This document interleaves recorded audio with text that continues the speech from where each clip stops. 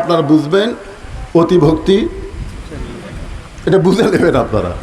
Fan আছে, current আছে, তারপরে দেখবেন ফ্যান বন্ধ করেছে, তাল পাকার বাতাস করতেছে, বাম হাতে তাল পাকার বাতাস করে, ডান হাতে কপাল টিপতেছে, তারপরে আপনার যেগুলো কাজ করলে শান্তি পান, মাথার চুল টানতেছে, পায়ের বুড়ো ফুটে দিচ্ছে, এরকম করতেছে। আপনি বলতেছেন কে গো, কারেন্ট তো আছে। কয় কারেন্টের বাতাস যদি আপনি দেয় তাহলে আমি জান্নাতে কেমনে যাই? এই জন্য তাল পাকার শান্তির বাতাস আপনার করতেছি, আপনার খেদমত করে আমি জান্নাতে যাবার চাই। স্বামী বলে আল্লাহ রে, ভাগ্য গুণে একটা বউ পাচ্ছি রে, এইরকম বউ পাওয়া হলো ভাগ্যের ব্যাপার। এই কথা যেই স্বামী কইছে, বউ কান্না শুরু করছে। স্বামী কয় কে গো, কান্দো কেন? বলি এমনি কান্দি গো, এমনি কান্দি। স্বামী বলতেছে কি জন্য কান্দো বলো, লক্ষ্মীটি বলো, কি জন্য কান্দ? কয় না, আপনাকে বলে লাভ নাই তো, আপনাকে বলে লাভ আছে, তাই কয় আর ভাঙা গায়ে। স্বামী কয় কে রে, বউ কান্দে, আমাকে বলে লাভ নাই, জোর গাই বলো কি জন্য কান্দো বলো। শোনেন, আমি যে জন্য কান্দতেছি, আমি যদি কান্দার কথা বলি আপনি কি আমল করবেন? আপনি যদি আমল করেন তাহলে আমি বলবো। তো স্বামী বলতেছে ঠিক আছে তুমি বলো কি জন্য কান্দতেছো, আমি আমল করব। বলতেছে আমার কান্দার কারণ হলো তোমার বুড়ি মা আর তোমার বুড়া বাপ সব সময় আমার কলজাতে আগুন জ্বলে দিছে। তুমি যখন বাড়ির বাইরে যাও, এই দুই বুড়া বুড়ি আমার সাথে এমনভাবে খারাপ ব্যবহার করে, আমার কলজাতে আগুন লাগে গেছে।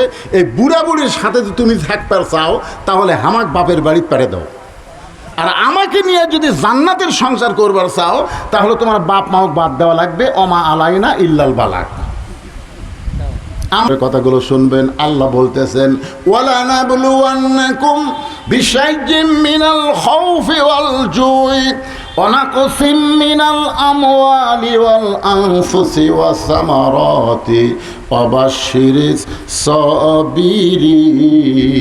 সাবিরিন। আল্লাহু আকবার।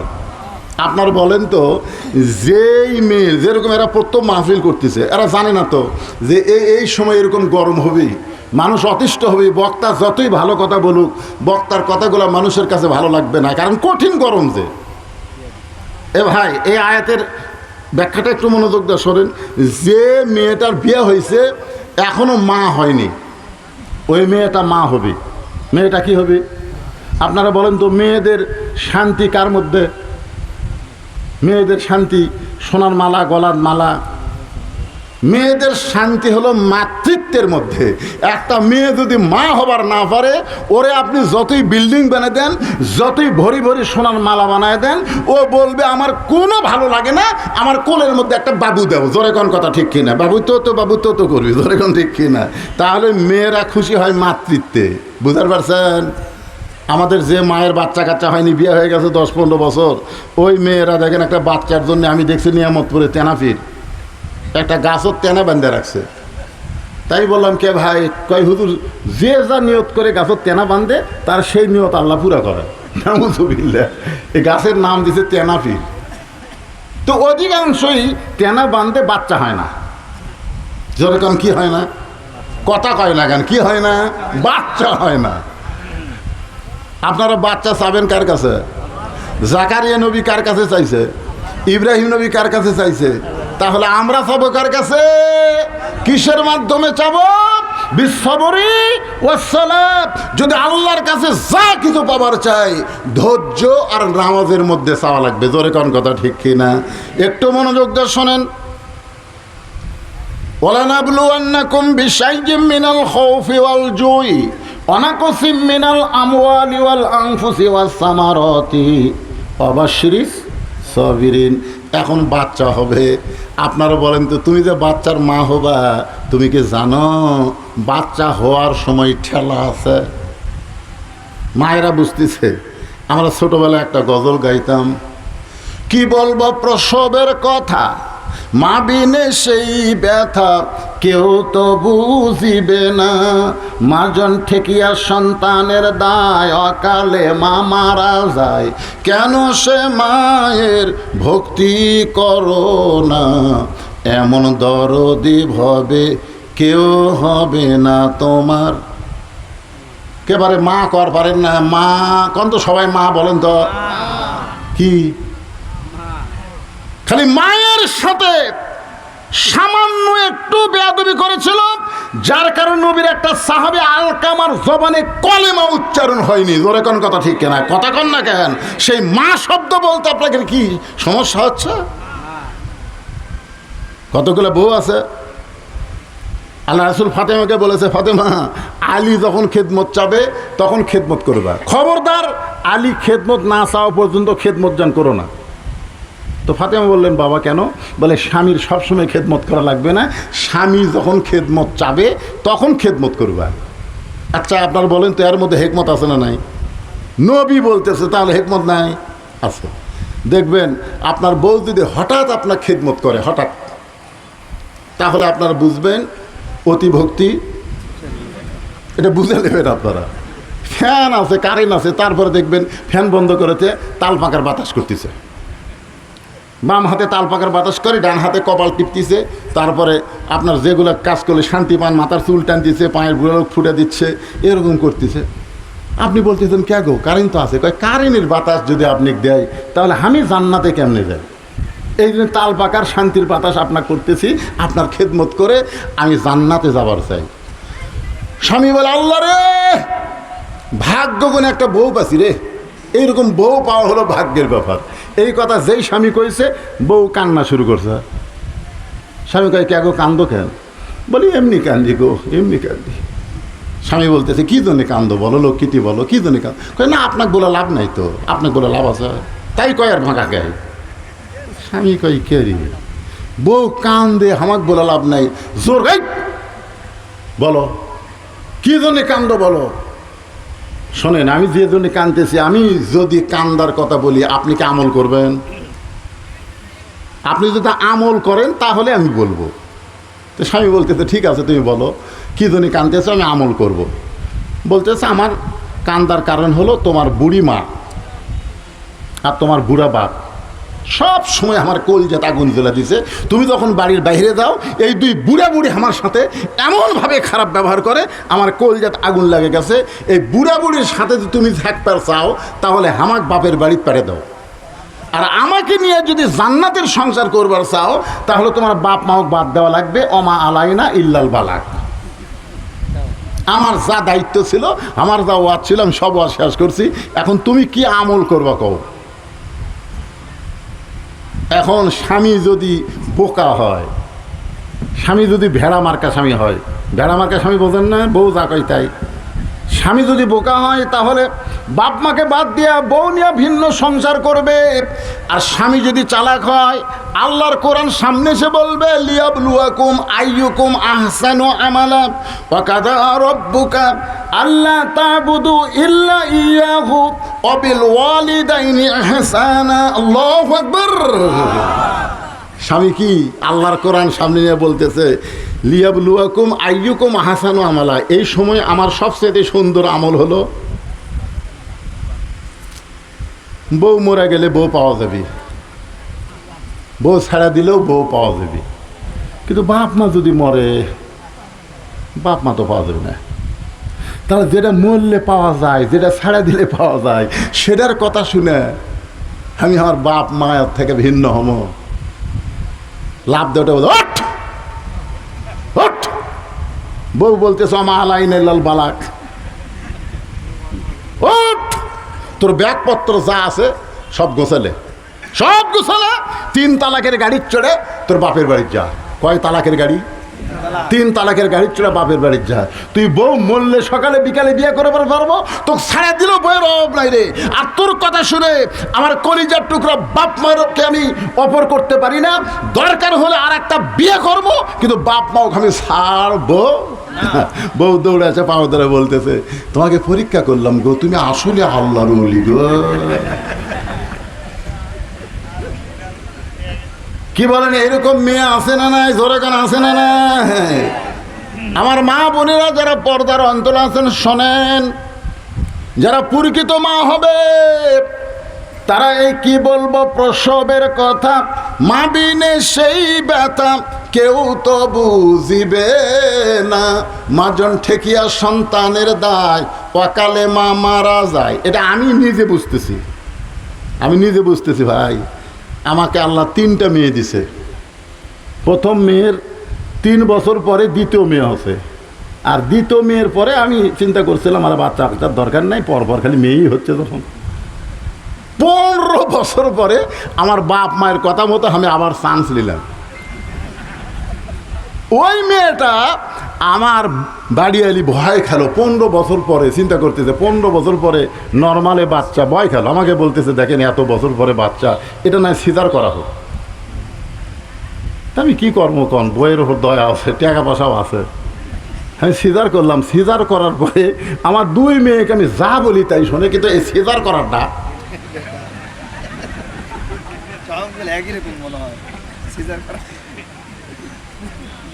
সিজার করার যারা বাচ্চা আপনাদের বাড়িতে আছে, ওই বাচ্চাকে আপনি মোবাইল না দেখালে ওই খাবেই না।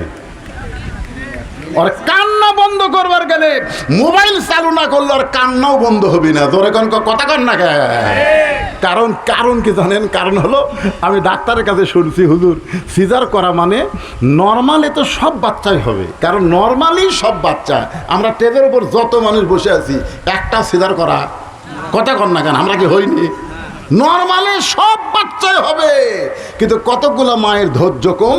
এই ধৈর্য কমের কারণে এরা ওই প্রসবের ব্যথা লিবে না দেখে ডাক্তারের সাথে সিজার করে।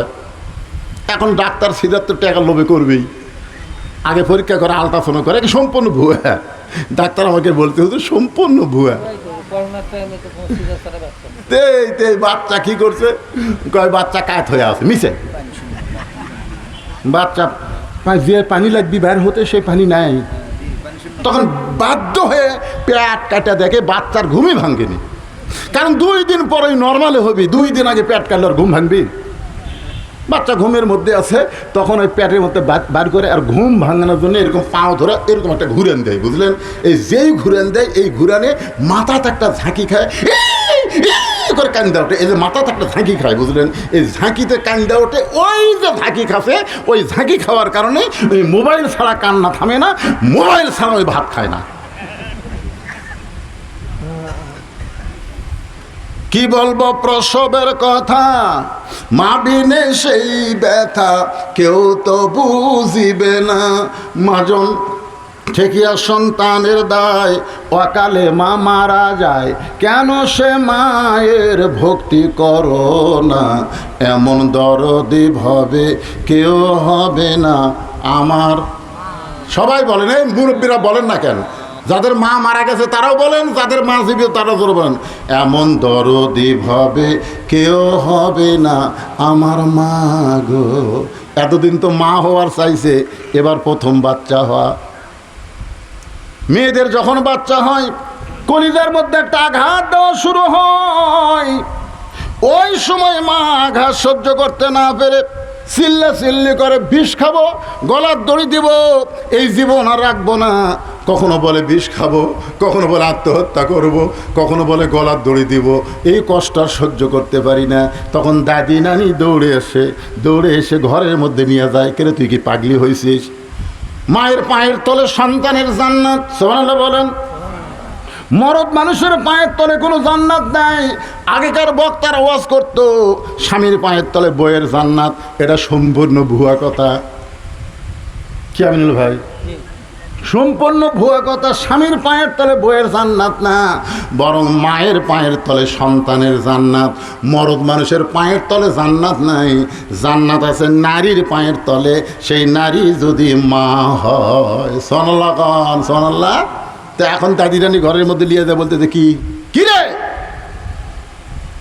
তোর পায়ের তলে সন্তানের জান্নাত হবে, সিল্লি করলে হবে?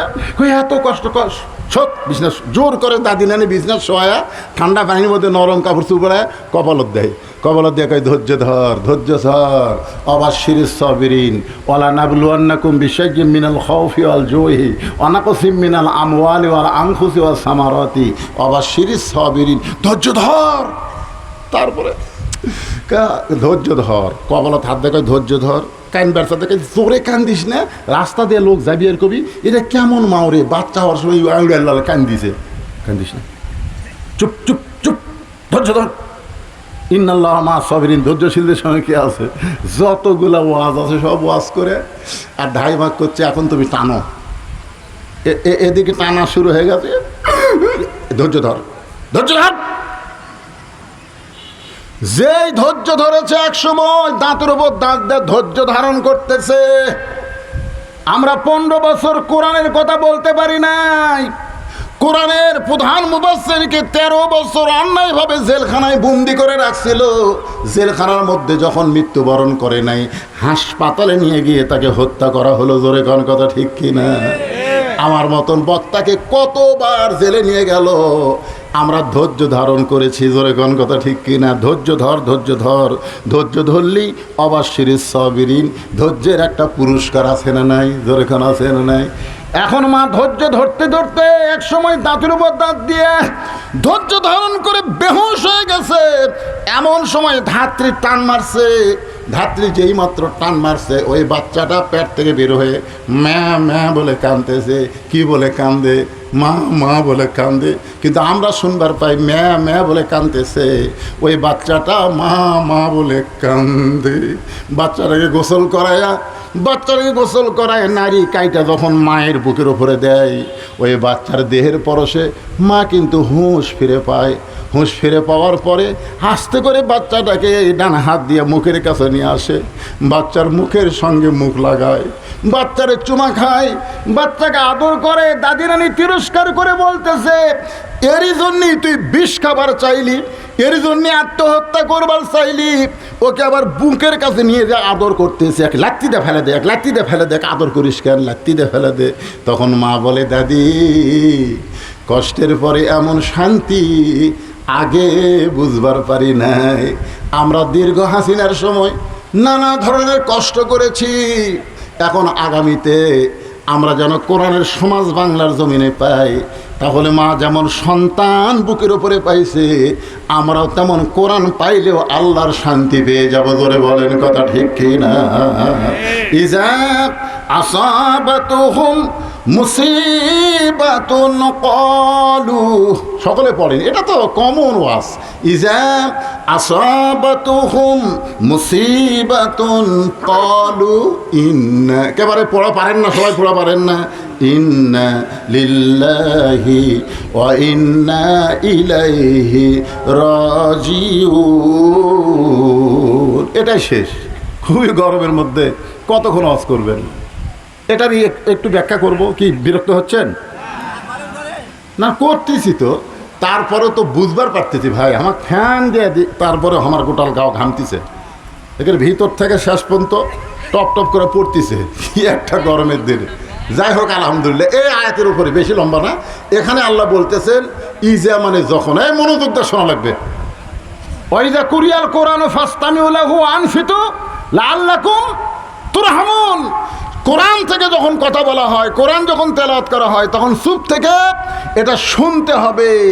বোঝার নিয়তে শুনলে যে বক্তা বলবে এবং যারা শুনবে উভয়ের উপরে আল্লাহর রহমত বর্ষিত হবে। জোরে কর সুবহানাল্লাহ। হ্যাঁ, তো এখন আসেন, ইজা মানে কি? যখন। এই সবাই বলেন না এখন, যখন আসাবাতুহুম মুসিবা, তোমাদের উপরে বিপদ আপদ মুসিবত আসবে, কলু, তখন তোমরা বলবে ইন্না লিল্লাহি ওয়া ইন্না ইলাইহি রাজিউন। আচ্ছা, ইন্না লিল্লাহ যে আপনারা পড়েন মানুষ মরার পরে, এর বাংলা অর্থ জানেন? জানেন না? এমনি এমনি পড়েন। এটা বলে মরার দোয়া। দেখছেন, এটা কোরআনের আয়াত। কোরআনের আয়াতকে দোয়া বলা যাবি, তাই দা যাবি, সেটা সূরা ফাতিহাকে বলা যাবে। এর একটা গান গায়, আগে গানটা শোনেন, দেখেন তো বুঝবার পারেন কিনা। গানটা শুনলে কিছু বুঝবার পারেন কিনা। কোন বনেরই পাখি তুমি, আইলারে কোন বনে, আবার কোন বনেতে যাইতে হবে, পড়ছে নাকি মনে।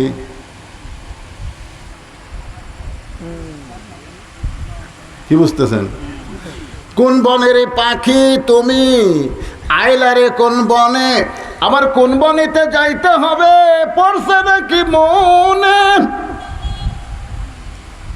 রথীন্দ্রনাথ একটা হিন্দু মানুষ গান গাইছে, পঞ্চ আত্মা পঞ্চরুহু হিসাবেতে দেখা যায়, একেতে দুইয়েরই জনম, পরমাত্মার মরণ নাই, কে বলে মানুষ মরে, মানুষ মরিলে তবে বিচার হবে কার। বিনহা খালাকনাকুম অফিহা নুইদুকুম অমিনহা নুখরিজুকুম তারাতান উখরা। আল্লাহু আকবার। কোথায় ছিলেন আপনারা ভাইজান? এই সোনা চানেরা, আপনারা কোথায় ছিলেন মনে আছে? কোথায় ছিলেন যে জগতের নাম হলো আলমে আরওয়াহ, রুহের জগতে ছিলেন? জোরে কণ্ঠে কথা কণ্ঠে। রুহের জগৎ থেকে মানুষের সুরত নিয়ে আপনারা কোথায় আসলেন? মানুষের সুরত। আল্লাহ বলেছেন লাকাদ খালাকনাল ইনসানা ফি আহসানি তাকবীম। এরই সাথে সাথে আল্লাহ বললেন সুম্মা রাদাদনাহু আসফালা সাফিলিন। কি সুন্দর চেহারা! আহ, তিনবার চারবার আল্লাহ শপথ করছেন। চারবার না তিনবার? অতীন জাইতুন অতুর সিনিন ও হাজাল বালাদিল আমিন। চারটা শপথ করে আল্লাহ মানুষের কথা বলতেছেন। সুন্দর অবয়ব দিয়ে আমি আল্লাহ ইনসানকে সৃষ্টি করেছি, তৈরি করেছি। এরপরে আল্লাহ বললেন সুম্মা রাদাদনাহু আসফালা সাফিলিন। এরা কর্মগুণে পশুর চাইতো জঘন্য হবে, পশুর চাইতো। আমি একদিন ওয়াজে বলছিলাম আপনাকে এই মান্দার মধ্যেই যে ফজরের আজান শুনে ঘুমায় তারা, কুত্তার আমল করে তারা। এই ওয়াজ আপনাকে মান্দার মধ্যেই করছিলাম।